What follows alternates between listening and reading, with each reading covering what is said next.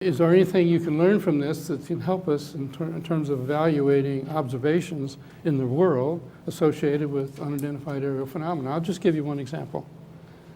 And I have about 1,000 I could give, but that would take a week or so. In this room, most of the electromagnetic energy you can't see.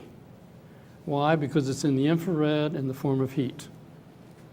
And then there's a very narrow band in the electromagnetic spectrum that you can see, and that's what we call, the visible spectrum.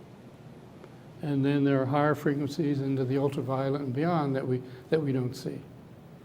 Now, it turns out that one of the side effects of engineering the space-time metric to get this kind of flight performance is that we call it blue shifts the frequencies.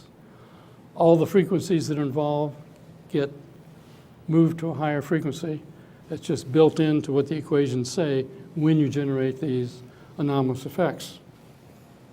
So what that means then, and it has significance for us, is the infrared we don't ordinarily see gets blue shifted up into the visible. So when we hear that these craft are so bright and so luminous when you see them, it's not a surprise.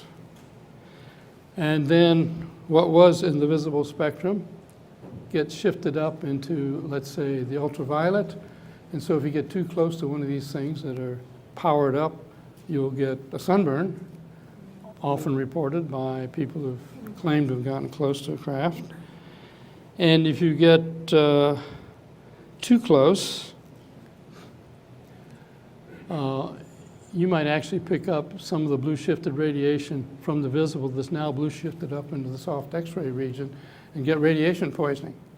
And there have been cases where that's been reported. So having this set of equations and seeing what they predict and then going out and matching against real data, that's really a boon.